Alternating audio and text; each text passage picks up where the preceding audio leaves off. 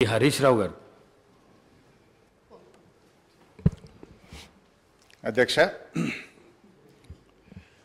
నూతనంగా ఏర్పడినటువంటి ఈ ప్రభుత్వం నుంచి తెలంగాణ ప్రజలు, తెలంగాణ రాష్ట్రం ఎంతో ఆశిస్తూ ఉంది.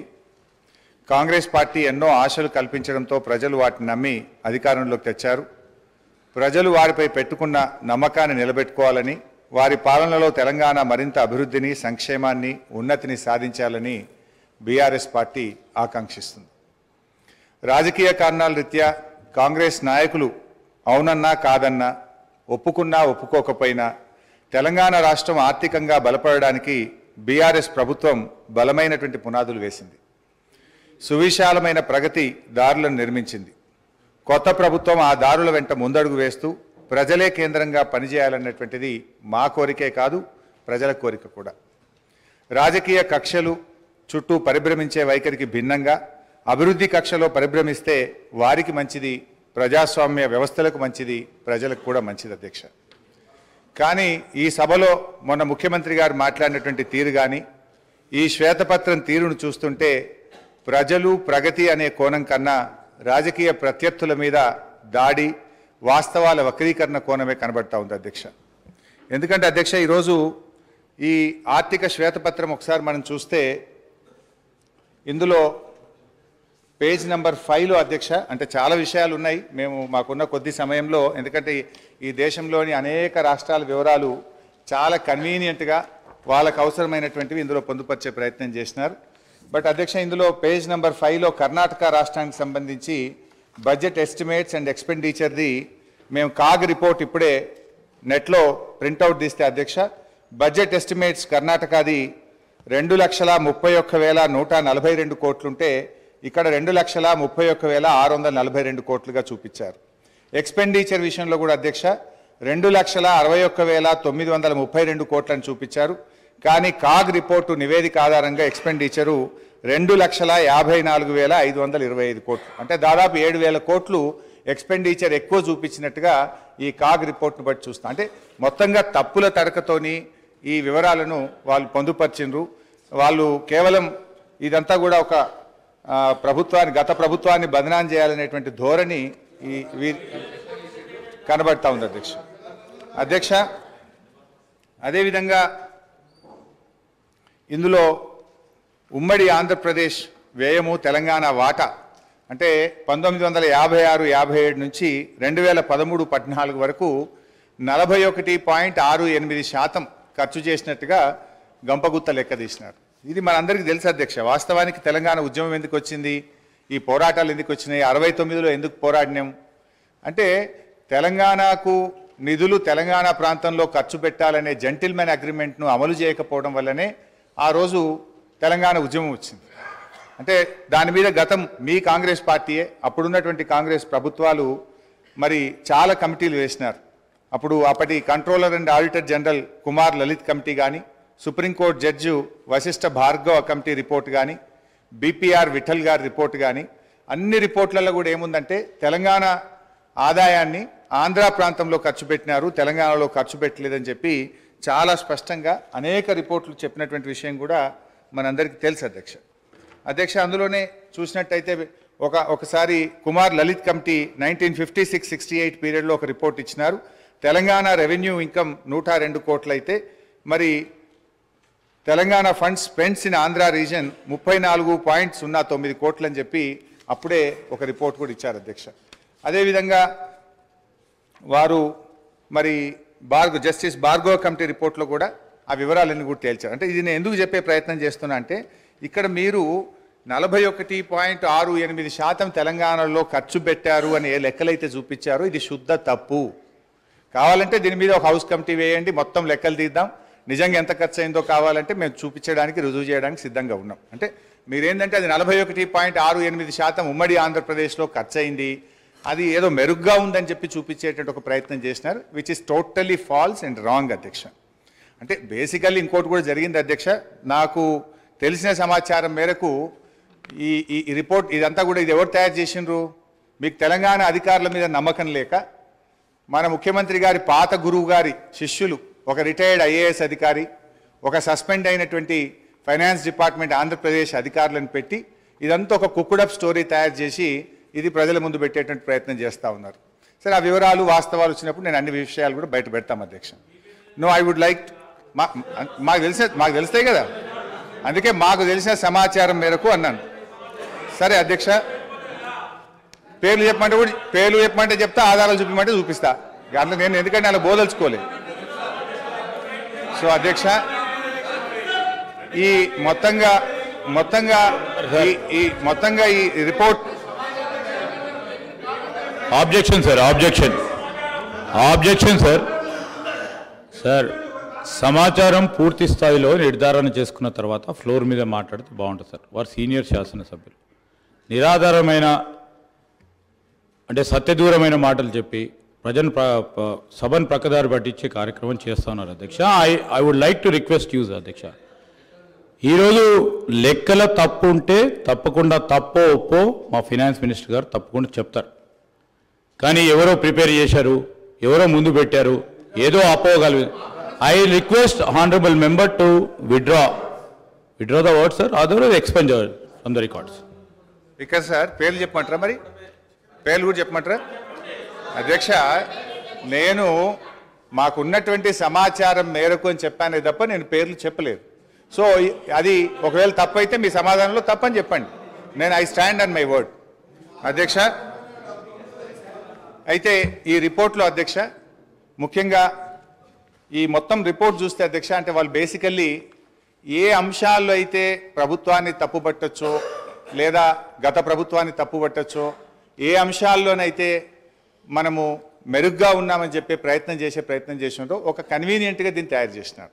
చాలా రంగాల్లో తెలంగాణ రాష్ట్రం అద్భుతమైనటువంటి గత 10 సంవత్సరాల్లో ప్రగతిని సాధించింది. అనేక విషయాల్లో కూడా మనం చాలా మెరుగ్గా ఉన్నాం అధ్యక్ష.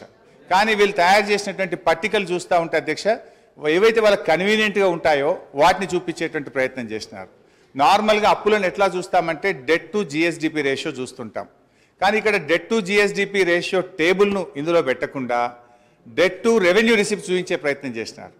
ఇప్పుడు అంతర్జాతీయంగా అయినా జాతీయంగా అయినా అప్పులను కొలిచే విధానము డెట్ టు జిఎస్డిపి రేషియో. కానీ ఇందులో ఆ టేబుల్ని ఎక్కడ కూడా చూపించకుండా డెట్ టు రెవెన్యూ రిసిప్ట్స్, అది కూడా ఒక కరోనా ఇయర్ 2021-22 కరోనా సంవత్సరాన్ని తీసుకొని దాని ప్రకారంగా ఇక్కడ చూపించేటువంటి ప్రయత్నం చేసినారు. వాస్తవానికి అధ్యక్ష, డెట్ టు జిఎస్డిపి రేషియో చూస్తే ఇది నా లెక్క కాదు అధ్యక్ష, రిజర్వ్ బ్యాంక్ ఆఫ్ ఇండియా ప్రకటించినటువంటి లెక్కలు. డెట్ టు జిఎస్డిపిలో చూస్తే అధ్యక్ష, అప్పులు తక్కువ తీసుకున్నటువంటి రాష్ట్రాల్లో కింది నుంచి మనం 5వ స్థానంలో ఉన్నాం. అంటే మనకంటే 22 రాష్ట్రాలు తెలంగాణ కంటే అప్పు ఎక్కువ తీసుకున్నటువంటి రాష్ట్రాలు ఈ దేశంలో ఉన్నాయి అధ్యక్ష. అందులో చూస్తే అధ్యక్ష, ఆ వివరాల్లోకి మళ్ళీ పోతే కావాలంటే ఈ టేబుల్ మీ ద్వారా గౌరవ ఫైనాన్స్ మినిస్టర్ గారికి ప్రభుత్వానికి కూడా నేను ఇవ్వడానికి నాకేం అభ్యంతరం లేదు అధ్యక్ష. అదేవిధంగా అధ్యక్ష, ఇట్లా అనేక విషయాల్లో అప్పుల విషయంలో కూడా వాస్తవానికి మనకంటే ఎక్కువ అప్పులు తీసుకున్న రాష్ట్రాలు కూడా ఉన్నాయి అధ్యక్ష. మొన్నటిదాకా మరి కాంగ్రెస్ పార్టీ అధికారంలో ఉన్నటువంటి రాష్ట్రాలు, రాజస్థాన్ చూస్తే 2022-23 నాటికి 5,37,013 కోట్ల రూపాయల అప్పు. మరి అదేవిధంగా కర్ణాటక కూడా 5,35,157 కోట్ల రూపాయలు. కానీ ఇవన్నీ ఏంటంటే వాళ్ళు ఆ డెట్ టు జిఎస్డిపి రేషియోలో కానీ ఆ సంఖ్య పరిమాణం కానీ చూపించకుండా ఒక కన్వీనియంట్గా ప్రజల్ని తప్పుదో పట్టించే విధంగా ఒక కుక్డప్ స్టోరీ తయారు చేసే ప్రయత్నం చేసినారు అధ్యక్ష. అదేవిధంగా క్యాపిటల్ ఎక్స్పెండిచర్లో సరే వాళ్ళు చూపించిన లెక్క ప్రకారమే 54,000 కోట్లు గత 10 ఏళ్లలో క్యాపిటల్ ఎక్స్పెండిచర్ చేసినట్టుగా చూపించారు. కానీ తెలంగాణ రాష్ట్ర ప్రభుత్వం వచ్చిన తర్వాత గత 9 ఏళ్లలో 3,36,916 కోట్ల రూపాయల క్యాపిటల్ ఎక్స్పెండిచర్ జరిగింది. కానీ దీన్ని చూపించే ప్రయత్నం చేయరు. అంటే ఇలా ఎంత క్యాపిటల్ ఎక్స్పెండిచర్ జరిగింది, ఎటుపోయింది డబ్బంతా కూడా అంటే రేపు రాష్ట్ర అవసరాల కోసం, రేపటి భవిష్యత్ తరాల కోసం మేము ఆస్తుల కల్పన చేసేటువంటి ప్రయత్నం చేసినాం. కానీ వాళ్ళ దాంట్లో మరి ఇంత పెద్ద ఎత్తున క్యాపిటల్ ఎక్స్పెండిచర్ జరిగింది అని ఆ నివేదికలో చూపెట్టకుండా ఒక పక్షపాతమైనటువంటి నివేదికను చూపెట్టే ప్రయత్నం చేసినారు. ఈ పేపర్ కూడా కావాలంటే మీ ద్వారా వారికి పంపిస్తాను అధ్యక్ష.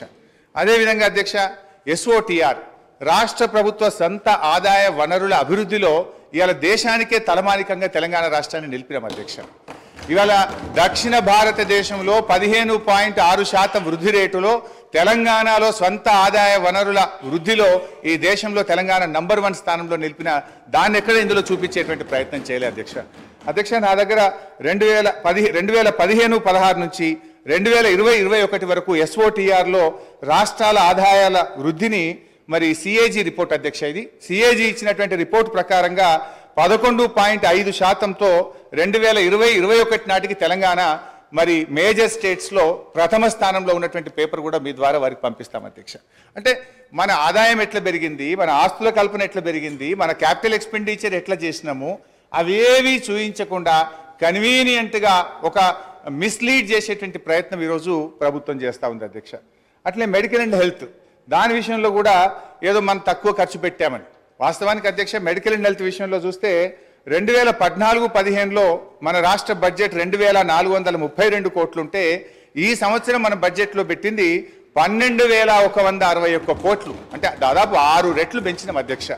అట్లా డీటెయిల్గా ఇయర్ వైజ్ కూడా ఉంది అధ్యక్ష. 2014-15లో 2432 ఉంటే 15-16 3,344, 16-17 5,130. I don't want to take much time, but finally 12,161 కోట్ల రూపాయలు పెట్టి వైద్య ఆరోగ్య రంగంలో అద్భుతమైనటువంటి ప్రగతిని మనం సాధించినాం అధ్యక్ష.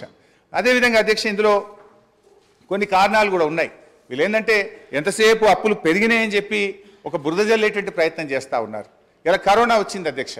కేంద్ర ప్రభుత్వమే కొన్ని ప్రత్యేక పరిస్థితుల్లో కరోనా వచ్చిన 2 ఆర్థిక సంవత్సరాల్లో అన్ని రాష్ట్రాలని ఈ దేశంలోని అన్ని రాష్ట్రాల్లో కూడా మీరు మరి మీ ఆదాయం తగ్గింది కనుక మీ రుణ పరిమితికి మించి మరి డబ్బు తీసుకొని రాష్ట్రంలో క్యాపిటల్ ఎక్స్పెండిచర్ చేయండి అని చెప్పి కేంద్ర ప్రభుత్వం వెసులుబాటు కల్పించింది అధ్యక్ష.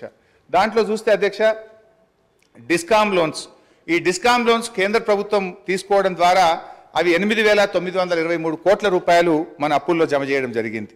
అదేవిధంగా ట్యాక్స్ డెవల్యూషన్లో 2019-20 సంవత్సరంలో ట్యాక్స్ డెవల్యూషన్ మీకు ఒక హక్కుగా రాష్ట్రాలకు వచ్చేటువంటి డబ్బు ఈ సంవత్సరం ఇవ్వలేకపోతున్నాం కనుక 1,435 కోట్ల రూపాయలని మీరు FRBMలో భాగంగా తీసుకోమని చెప్పారు అధ్యక్ష. అదేవిధంగా 2019-20లో ఫైనాన్స్ కమిషన్ కూడా 0.25% FRBMలో అదనంగా తీసుకోవడానికి అనుమతి ఇచ్చింది అధ్యక్ష. అదేవిధంగా 2020-21లో కరోనా సంవత్సరంలో 1.75% FRBMలో అదనంగా తీసుకోవడానికి, అంటే 17,558 కోట్లు మరి కరోనా వచ్చి దేశంలో ఆర్థిక మాంద్యం ఏర్పడింది. మరి మళ్ళీ ఆర్థిక వ్యవస్థ మెరుగుపడాలంటే దేశంలోని అన్ని రాష్ట్రాలు కూడా మీరు FRBMలో అదనంగా రుణాలు సేకరించి క్యాపిటల్ ఎక్స్పెండిచర్ మీద ఖర్చు పెట్టమని చెప్పి కేంద్ర ప్రభుత్వం వెసులుబాటు కల్పిస్తే ఇది ఒక 17,558 కోట్లు అదనంగా వచ్చింది అధ్యక్ష. అదేవిధంగా అడిషనల్ లోన్స్ ఆన్ 1%, ఇది 2021-22లో కూడా కరోనా సందర్భంగా మరో 10,784 కోట్లు. మొత్తంగా కేంద్ర ప్రభుత్వమే రాష్ట్రాలను కరోనా సందర్భంగా కానీ ట్యాక్స్ డెవల్యూషన్లో భాగంగా కానీ ఫైనాన్స్ కమిషన్ కానీ డిస్కామ్ల ఉదయ్ లోన్స్ కానీ ఒక 41,159 కోట్ల రూపాయలు కేంద్ర ప్రభుత్వ నిర్ణయాల వల్ల ఇది రాష్ట్రాల మీద అదనంగా వచ్చినటువంటి భారంగా మనం చెప్తా ఉన్నాం అధ్యక్ష. ఇలా మేము మా హయాంలో జాగ్రత్తగా చేసినాం. ఒకవైపు కరోనా, మరొక వైపు కేంద్ర ప్రభుత్వం యొక్క వివక్ష, ఈ రెండిటి మధ్య కూడా మేము ఎక్కడ కూడా రాష్ట్రంలో సంక్షేమ కార్యక్రమాలు కానీ అభివృద్ధి కార్యక్రమాలు కానీ ఎక్కడ కూడా ఆగకుండా మేము ముందుకు పోయినటువంటి పరిస్థితి. ఒకవైపు కేంద్ర ప్రభుత్వం నుంచి అధ్యక్ష మన రాష్ట్రానికి హక్కుగా రావాల్సినటువంటి డబ్బులు ఇవ్వకుండా కేంద్రం వివక్ష చూపుతూ వచ్చింది. మేము అసెంబ్లీలో ఇక్కడ పోరాడినాం, కేంద్రంలో మా ఎంపీలు పోరాడినారు, కానీ ఇదే కాంగ్రెస్ పార్టీ నాయకులు కానీ ఢిల్లీలో ఏ రోజు కూడా ఈ రాష్ట్రానికి రావాల్సిన హక్కుల గురించి నిధుల గురించి మాట్లాడినటువంటి పరిస్థితి లేదు అధ్యక్ష. ఈరోజు 1,00,000 కోట్ల రూపాయలు పైగా, ఉదాహరణకు అధ్యక్ష ఈరోజు ముఖ్యంగా 15th ఫైనాన్స్ కమిషన్ నుంచి మన రాష్ట్రానికి రావాల్సిన 894 కోట్లు ఇవ్వలేదు అధ్యక్ష. 14th ఫైనాన్స్ కమిషన్ నుంచి 817 కోట్లు, 15వ ఆర్థిక సంఘం నుంచి మనకు, ఇది దేశంలో మొదటిసారి జరిగింది అధ్యక్ష. ఆర్థిక సంఘం ఎప్పుడైనా ఒక రిపోర్ట్ ఇస్తే దాన్ని తూచా తప్పకుండా గత ప్రభుత్వాలు అమలు చేస్తే, ప్రస్తుతం కేంద్రంలో అధికారంలో ఉన్నటువంటి మరి బీజేపీ ప్రభుత్వం 15th ఫైనాన్స్ కమిషన్ 5,374 కోట్ల రూపాయలు సెక్టర్ స్పెసిఫిక్గా స్టేట్ స్పెసిఫిక్గా మన రాష్ట్రానికి ఇవ్వమంటే ఈ డబ్బు ఇవ్వకుండా ఈరోజు కేంద్ర ప్రభుత్వం మన రాష్ట్రానికి అన్యాయం చేసింది అధ్యక్ష. పన్నుల్లో నిజంగా 41% వాటా ఇస్తామని చెప్పారు, కానీ ఎక్కడ కూడా సెస్ల రూపంలో వాళ్ళు కలెక్ట్ చేసుకొని 41% వాటా నిజాయితీగా ఇవ్వకపోవడం వల్ల ఈ రాష్ట్రానికి 44,052 కోట్ల రూపాయలు తక్కువ వచ్చినాయి అధ్యక్ష. ఆంధ్రప్రదేశ్ నుంచి రావాల్సిన విద్యుత్ బకాయిల్లో కేంద్ర ప్రభుత్వం నిర్ణయం తీసుకోక 17,828 కోట్ల రూపాయలు తగ్గినాయి అధ్యక్ష. సిఎస్ఎస్లో మనకు రావాల్సిన డబ్బు ఆంధ్రప్రదేశ్కి ఇచ్చి తిరిగి దాన్ని అడ్జస్ట్ చేయకపోవడం వల్ల 495 కోట్లు, వెనుకబడిన జిల్లాలకు ఇవ్వాల్సిన 1800 కోట్ల రూపాయలు, నీతి ఆయోగ్ రికమెండ్ చేసినటువంటి మిషన్ కాకతీయ, మిషన్ భగీరథకి ఇవ్వాల్సిన 24,205 కోట్లు, వెరసి 1,00,000 కోట్లకు పైగా ఈ రాష్ట్రానికి రావాల్సినటువంటి డబ్బు ఇలా కేంద్ర ప్రభుత్వం నుంచి రాకపోవడం వల్ల కూడా ఆర్థికంగా మనకు ఇబ్బంది కలిగింది. నిజంగా ఈ 1,00,000 కోట్ల రూపాయలు రాష్ట్రానికి వచ్చుంటే ఈ రోజు మనకు ఇంకొక 1,00,000 కోట్ల రూపాయలు అప్పు తక్కువ తీసుకునేటువంటి అవకాశం ఉండేది అధ్యక్ష. ఈరోజు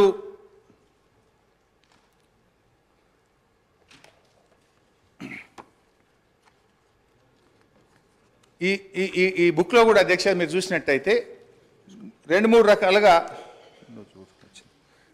రకాలుగా మీరు ఇందులో చూస్తే అధ్యక్ష అసలు వీళ్ళే స్పష్టంగా రాసిండ్రు. ప్రభుత్వ హామీతో ఎస్పీవీ ద్వారా సేకరించి ఎస్పీవీలు చెల్లించే రుణాలు, అంటే స్పెషల్ పర్పస్ వెహికల్ ద్వారా సేకరించిండ్రు, వాళ్ళే రుణాలు చెల్లిస్తారు, రాష్ట్ర ప్రభుత్వ ఖజానా మీద భారం ఉండదు అని చెప్పి కూడా దాన్ని కూడా ఈరోజు రాష్ట్ర అప్పులుగా చూపించేటువంటి ప్రయత్నం.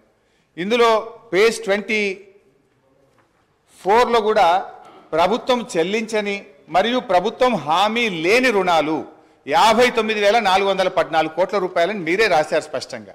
కానీ మీరు ఏం చేసే ప్రయత్నం చేస్తుండ్రు, అన్నీ కలిపి మళ్ళీ లెక్కబెట్టి రాష్ట్ర ప్రభుత్వం ఈరోజు దాదాపు 6,71,000 కోట్ల రూపాయల అప్పు ఉంది అని చెప్తున్నారు. మీరే ఈ బుక్లో అంటారు, ఒకవైపు రాష్ట్ర ప్రభుత్వం చెల్లించని హామీ లేని రుణాలను రాశారు, ప్రభుత్వ హామీతో సేకరించి రాష్ట్ర ప్రభుత్వం ఎస్పీవీలే చెల్లించుకునే డబ్బులని చెప్పినారు, వాటినన్నింటినీ కలిపి అప్పులను ఎక్కువగా చూపించేటట్టు ఒక తప్పుడు ప్రచారానికి మీరు పాల్పడ్డారు. అదేవిధంగా ప్రభుత్వ హామీతో ఎస్పీవీ ద్వారా సేకరించి ప్రభుత్వమే చెల్లిస్తారని కూడా రాసినారు అధ్యక్ష. ఇందులో కూడా చాలా విషయాలు తప్పుగా పెట్టినారు చాలా కార్పొరేషన్స్ను. ఉదాహరణకు ఈరోజు టీఎస్ఐఐసి గురించి రాసినారు. టీఎస్ఐఐసి కానీ, Telangana super speciality hospital corporation కానీ, హైదరాబాద్ మెట్రో వాటర్ వర్క్స్ కానీ, హౌసింగ్ బోర్డు కానీ, రోడ్ డెవలప్మెంట్ కార్పొరేషన్ కానీ, ఇట్లా చాలా విషయాలు, ఇవన్నీ కూడా వాస్తవానికి వాళ్ళ సొంత ఆదాయ వనరుల మీద వాళ్ళు చెల్లిస్తారు అధ్యక్ష. కానీ ఇది రాష్ట్ర ప్రభుత్వమే చెల్లిస్తుందని, ఇది రాష్ట్ర ప్రభుత్వ అప్పుగా చూపించేటువంటి ఒక తప్పుడు ప్రయత్నానికి కూడా దీంట్లో పాల్పడ్డారు. అంటే బేసిక్గా ఇదంతా కూడా ఒక తప్పుల తడక, ఒక అంకెల గ్యారెడ్తోని ఇది ఏదో ఈ రాష్ట్ర ప్రభుత్వం మీద గత ప్రభుత్వం మీద బురద జల్లాలే, లేదు వాళ్ళ హామీల నుంచి తప్పించుకునేటువంటి ఒక ప్రయత్నానికి దారులు వెతుకుతున్నారేమో అని అనిపిస్తూ ఉంది అధ్యక్ష. ఇంకా డీటెయిల్స్లో పోదామంటే మళ్ళీ మీరు టైం ఇయ్యరేమో, నేను చాలా విషయాలు చెప్పాల్సిన అవసరం ఉంది, అందువల్ల నేను షార్ట్గా చెప్పేటువంటి ప్రయత్నం చేస్తూ ఉన్నా అధ్యక్ష. ఇందులో ఇంకో మాట అంటారు, పేజ్ 41లో చేసిన డబ్బుకు అనుగుణంగా ఎటువంటి స్పష్టమైన ఆస్తులు సృష్టించలేదు. ఇది శుద్ధ అబద్ధం అధ్యక్ష. అది ఏం ఆస్తులు క్రియేట్ చేసినాం, ఏం చేసినాం, నా ప్రసంగంలో నేను చెప్పే ప్రయత్నం చేస్తాను అధ్యక్ష. మొత్తంగా అధ్యక్ష వాళ్ళు చేసిన ప్రయత్నం ఏంటంటే గత ప్రభుత్వాన్ని తప్పుబట్టాలని, గత ప్రభుత్వం మరి ఏదో చేయలేదనేటువంటి చూపించే ప్రయత్నానికి వాళ్ళు ఒక కుక్డప్ స్టోరీ తయారు చేసి కన్వీనియంట్గా కొన్ని విషయాలను మాత్రం పెట్టి, ఎక్కడైతే రాష్ట్రం అద్భుతమైన ప్రగతిని సాధించిందో, ఎక్కడైతే ఇవాళ డెట్ టు జిఎస్డిపి రేషియో చూపించాలి, ఎస్ఓఆర్ చూపించాలి, అదేవిధంగా క్యాపిటల్ ఎక్స్పెండిచర్ చూపించాలి, ఇవన్నీ కన్వీనియంట్గా తప్పించేటువంటి ప్రయత్నం చేసినారు అధ్యక్ష. ఈరోజు రాష్ట్ర ఆర్థిక పరిస్థితి పటిష్టంగా ఆరోగ్యకరంగా ఉందని అనేక రాజ్యాంగబద్ధ సంస్థల నివేదికలు తేల్చి చెప్తా ఉంటే, ఈరోజు కాంగ్రెస్ ప్రభుత్వం మాత్రం ఆర్థిక పరిస్థితిపై అవాస్తవాలను ప్రచారం చేస్తూ ఉంది. తద్వారా రాష్ట్ర ప్రతిష్టను, పరపతిని, ప్రతిపత్తిని, భవిష్యత్ ప్రయోజనాలను దెబ్బతీస్తూ ఉన్నారు అధ్యక్ష.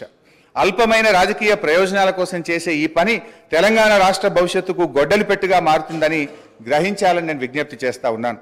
ఆర్థికంగా పటిష్టంగా ఉన్న రాష్ట్రాన్ని దివాలా తీసిన రాష్ట్రంగా దుష్ప్రచారాన్ని చేస్తే దాని పర్యవసానాలు చాలా ప్రమాదకరంగా ఉంటాయి. ఇది కూర్చున్న కొమ్మను నరుక్కునేటువంటి అవివేకమైనటువంటి చర్య. ఈ వైఖరి ఇలాగే కొనసాగితే మార్కెట్లో తెలంగాణకు ఏర్పడ్డ విశ్వసనీయత దెబ్బతింటుంది, పెట్టుబడులు రాకుండా పోతాయి, రాష్ట్రాలకు ఎఫ్ఆర్బిఎం కింద ఇచ్చే 3% రుణాలకు వడ్డీ రేట్లు పెరుగుతాయి, మన తెలంగాణ రాష్ట్ర ప్రభుత్వ బాండ్లకు డిమాండ్ తగ్గుతుంది. దివాలా అనే ప్రభుత్వమే దిక్కుమాలిన ప్రచారం చేస్తే రాష్ట్రంలో జాతీయ, అంతర్జాతీయ సంస్థలు పెట్టుబడులు పెడతాయా? దివాలా తీసిన రాష్ట్రం నీళ్ళు ఇవ్వగలుగుతుందా, కరెంట్ ఇవ్వగలుగుతుందా అనే అపోహలు, అనుమానాలు తలెత్తుతాయి. పర్యవసానంగా పెట్టుబడులు ఆగి ఉపాధి ఉద్యోగ అవకాశాలు దెబ్బతింటాయి. ఎన్నికల ప్రచారంలో ఇదే గోబల్స్ ప్రచారం చేశారు. సరే, ప్రతిపక్షంగా ఉన్నప్పుడు అధికారం కోసమో మా మీద బురద జల్లారని మేము అర్థం చేసుకుంటాం. కానీ ఇవాళ మీరే ప్రభుత్వంలోకి వచ్చి రాష్ట్ర భవిష్యత్తును దెబ్బతీయడం అవివేకం, అన్యాయం, మూర్ఖత్వం, ఇది మూఢత్వం. నూతనంగా ఏర్పడినటువంటి రాష్ట్రం బాలారిష్టాలను అధిగమించింది. పెద్ద నోట్ల రద్దు, ఆర్థిక మాంద్యం, కరోనా వంటి సంక్షోభాలను తట్టుకొని బలీయమైన ఆర్థిక శక్తిగా తెలంగాణ నిలిచింది. కేంద్ర వివక్షను తట్టుకొని సొంత వనరులను సమీకరించుకొని అద్భుతమైన ప్రగతిని, సంక్షేమాన్ని ప్రజలకు అందించింది. కరోనా మహమ్మారి దెబ్బకు యావత్ ప్రపంచ ఆర్థిక వ్యవస్థ తలకిందులైనటువంటి తరుణంలో రాష్ట్రంలో ఆదాయం తగ్గి ఖర్చులు పెరిగిన సమయంలో కూడా ఆ సంవత్సరం వానాకాలం పంట కోసం రైతు బంధు సహాయాన్ని సీజన్ కంటే ఆ రోజు మేము అందించినామని చెప్పి మీకు గుర్తు చేస్తా ఉన్నాను అధ్యక్ష. ఆ ఒక్క సంవత్సరమే కాదు అధ్యక్ష, ఇప్పటి వరకు ఈ రాష్ట్రంలో 11 విడతల దాదాపు 72,000 కోట్ల రూపాయల రైతు బంధు సహాయాన్ని ఎప్పుడు కూడా పంట కాలానికి ముందే రైతులకు ఉపయోగపడే విధంగా అందించినామనేటువంటి విషయాన్ని గుర్తు చేస్తున్నాం. 1 రూపాయి 2 రూపాయలు కాదు, 72,000 కోట్ల రూపాయలు రైతు బంధు కింద ఈ రాష్ట్ర ప్రజలకు నేరుగా సకాలంలో నగదు బదిలీ చేసి ఇలా రైతుల పట్ల మాకుండే ప్రేమను మేము చూపించాం అధ్యక్ష. తెలంగాణ రాష్ట్ర కీర్తిని పెంచినాం, పరపతిని పెంచినాం. ఇప్పుడున్న కాంగ్రెస్ ప్రభుత్వానికి తెలంగాణ హృదయం లోపించడం వల్లనే ఆర్థికంగా ఆరోగ్యంగా ఉన్నటువంటి రాష్ట్రాన్ని కేవలం రాజకీయ లబ్ధి కోసం అప్పుల రాష్ట్రంగా, దివాలా రాష్ట్రంగా, ఒక బీమారు రాష్ట్రంగా సృష్టించేటువంటి ప్రయత్నం చేస్తూ ఉంది. అధ్యక్ష, మీరు విడుదల చేస్తున్నటువంటిది శ్వేతపత్రాల లేక మీరు ఇచ్చినటువంటి హామీలను ఎగవేయడానికి దారులు వెతుకుతున్న పత్రాల అని మాకు అనుమానం కలుగుతా ఉంది అధ్యక్ష. మేనిఫెస్టోలో చెప్పిన 6 గ్యారంటీలు ఇంకా అనేక హామీలు నెరవేర్చలేమనే భయంతో ఎగవేతలకు, కోతలకు రంగం సిద్ధం చేసుకోవడమే ఈ శ్వేతపత్రాల అంతర్యమని మీరు చెప్పకనే చెప్తున్నారనిపిస్తా ఉంది అధ్యక్ష. అధ్యక్ష, అయినా ఈ శ్వేతపత్రాల్లో కొత్తగా ఏం చెప్పింది అధ్యక్ష? ఈ వివరాలు ఏవి కొత్త వివరాలు కావు. మీరేదో కొండందవి ఎల్కను పెట్టినట్టు కొత్తగా ఏదో చెప్తున్నారు. ఇదే శాసనసభలో అనేక సార్లు చర్చించాము. గౌరవనీయులు నేటి ఉప ముఖ్యమంత్రి గారు ఇక్కడ ఉండి వారు మాట్లాడినారు. ఇవాళ మీ మేనిఫెస్టో కమిటీ చైర్మన్ ప్రస్తుత మంత్రివర్యులు శ్రీధర్ బాబు గారు కూడా ఇక్కడ నుంచి ఈ వివరాలన్నీ సభలో చర్చించినటువంటివే. ఇందులో కొత్త విషయాలేం లేవు. ఇవాళ మీరేంటంటే మా మీద బురద జల్లాలనేటువంటి ఒక ప్రయత్నం అంతే తప్ప ఇందులో కొత్త విషయాలు ఏం కనబడతలేవు అధ్యక్ష. ఎందుకంటే ఆధారాలు కూడా ఉన్నాయి అధ్యక్ష. గౌరవనీయులు బట్టి విక్రమార్క గారు, ఇది శాసనసభ రికార్డు అధ్యక్ష, వారు ఇవాళ ఈ రిపోర్ట్లో ఉన్నటువంటి విషయాలను ఫిబ్రవరి 8, 2023 ఇదే సంవత్సరంలో బడ్జెట్ మీద చర్చ జరిగినప్పుడు ఇవే అంశాలు చెప్పారు అధ్యక్ష. నేను I can read out the details also అధ్యక్ష. అంటే బట్టి గారు ఆ రోజు ఇక్కడి నుంచి ఏం మాట్లాడినరో ఇవాళ ఆర్థిక మంత్రిగా అక్కడ నిలబడి కూడా అవే విషయాలు చెప్పినారు తప్ప ఇందులో పెద్ద కొత్త విషయాలు బయట పెట్టిందో, కొత్త ముచ్చట్లు చెప్పిందో ఏమి లేదు. కాకపోతే కొంత కన్వీనియంట్గా కొన్ని విషయాలను దాచిపెట్టి కేవలం గత ప్రభుత్వం మీద బుర్ర జల్లే విధంగా కొన్ని టేబుల్స్ మీరు తయారు చేసినారు అధ్యక్ష. అధ్యక్ష, ఒక సీనియర్ శాసనసభ్యుడిగా నాకున్న రాష్ట్ర ఆర్థిక మంత్రిగా పనిచేసిన అనుభవంతో చెప్తా ఉన్నా అధ్యక్ష, ఈ దేశంలో కానీ ఏ రాష్ట్రంలోనైనా డబ్బులు బీరువాల్లో, అల్మారాల్లో కట్టల రూపంలో ఏ ప్రభుత్వం దగ్గర కూడా నిల్వ ఉండదు అధ్యక్ష. రూపాయి అనేటువంటిది ఖజానాకు రావడం, పోవడం అనేటువంటిది ఒక నిరంతర ప్రక్రియ అధ్యక్ష. ఇది ఆర్థిక సూత్రం. ఈ చక్రం కదిలితేనే ఆర్థిక వ్యవస్థ ఆరోగ్యంగా ఉంటుంది. భారతదేశం ఏర్పడినప్పటి నుంచి ఇప్పటి వరకు ఏ రాష్ట్రంలోనైనా ఇలా ప్రభుత్వాలకు పన్నులు, పన్నేతర మార్గంలో ఆదాయం సమకూరుతుంది. ఇలా చిప్ప చేతికి ఇవ్వడం మనము దివాలా తీయడం అనేటువంటిది శుద్ధ తప్పు. అంటే 2014లో మేము అధికారంలోకి వచ్చినప్పుడు కూడా మేమేమో మాట్లాడలేదే. ఆ రోజు ఖజానా ఖాళీ అని మేమెక్కడ మాట్లాడలేదే. తెలంగాణని అగ్రగామి రాష్ట్రంగా నిలబెట్టాలనే తపనతో మేము పనిచేసినాం. పగతనాన్ని పక్కన పెట్టి అధ్యక్ష ప్రతిసారి ఇప్పుడు నేను గౌరవ సభ్యుని అడుగుతాను, గౌరవ